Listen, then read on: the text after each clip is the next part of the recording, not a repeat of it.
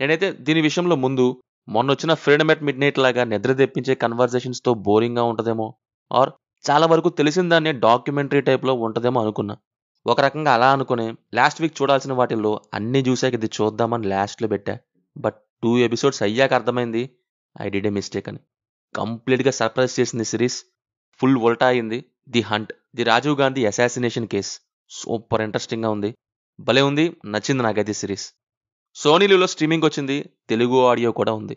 మొత్తం 7 ఎపిసోడ్స్. ఒక్కోటి around 40-50 minutes. So, total run time వచ్చేసి అరౌండ్ 5½ అవర్స్ ఉంటది. అసలెలా ఉంటదని స్టార్ట్ చేశా. బింజ్ వాచ్‌లో పడి మొత్తం లేపేశా. ఇదొచ్చేసి రాజీవ్ గాంధీని బెల్ట్ బాంబ్‌తో ప్లాన్ చేసి హత్య చేసిన ఆ గ్రూప్ గురించి, అందులోనూ ఆ ప్లాన్‌కి నాయకత్వం తీసుకున్న, చేసిన వ్యక్తి గురించి ఉంటది.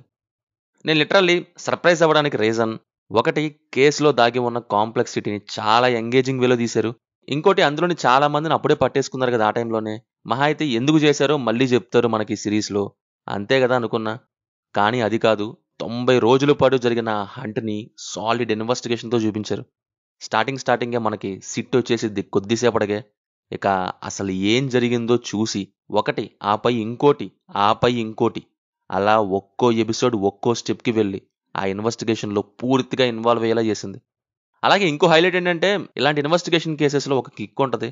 అదేంటంటే, ఇప్పుడంటే టెక్నాలజీ ఉంది గానీ, సీసీటీవీలు, మొబైల్ ఫోన్సే లేని 1991 ఇయర్‌లో ఎలా ప్రాసెస్ చేసింది సిట్ టీమ్, చాలా రియలిస్టిక్‌గా, ఫుల్ ఆఫ్ సస్పెన్స్‌తో ఉంది. ఆ టైంలో పోలీస్ ప్రొసీజర్ ఎలా ఉండేది? వాళ్ళకున్న పవర్స్ ఎలాంటివి? ఏ టీమ్ ఎలా హ్యాండిల్ చేసిద్ది క్రిమినల్స్‌ని? ఎలా ఇంట్రాగేట్ చేస్తారు? ఎలా లీడ్స్ పడతారు? ఎంత ఓపికగా వర్క్ చేసేవాళ్ళు? బ్రేక్ త్రూని ఎలా అప్రోచ్ చేసేవాళ్ళు?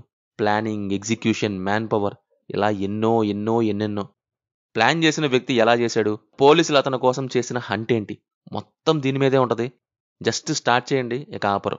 పోలీస్ డిపార్ట్మెంట్ క్యారెక్టర్స్ కూడా భలే ఉంటాయి. అందులోనూ నాకు అమిత్, రఘోత్తమన్ అండ్ కార్తికేయన్, వీళ్ళ క్యారెక్టర్స్ బాగా నచ్చాయి.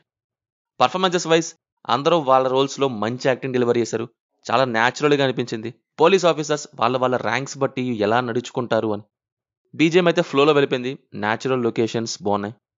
ఫైనల్లీ ఈ హంట్ నిజంగానే హంటింగ్ చేసిన ఫీలింగొచ్చింది. చూసేయండి. Streaming in Telugu on Sony LIV. అక్కడక్కడ బ్యాడ్ లాంగ్వేజ్ ఉంది. So, better watch it individually. And dubbing విషయానికొస్తే తెలుగు ఉందని చెప్పా కదా! ఇఫ్ మీకు వీలైతే లాంగ్వేజ్ ప్రాబ్లమ్ లేదు, సబ్‌టైటిల్స్‌తో ఏదైనా చూస్తామంటే ఒరిజినల్ హిందీకి వెళ్ళండి.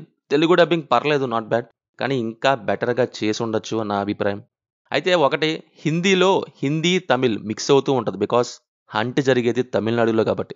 సో, డబ్బింగ్ వైస్ అయితే ఒరిజినల్ అయితే న్యాచురల్ ఫీలింగ్ వస్తది. అదే తెలుగు ఆడియో అయితే మొత్తం తెలుగులోనే ఉంటది. మీ చాయిస్ మరి హిందీ ఆర్ తెలుగు ఏదైనా పర్లేదు. సిరీస్ చూసాక మీకెలా ఉందో కింద కామెంట్స్‌లో మాతో తప్పకుండా షేర్ చేసుకోండి. రివ్యూ నచ్చితే మన ఛానెల్‌ని సబ్స్క్రైబ్ చేసుకోండి. Will meet in next video. Thank you. జై హింద్.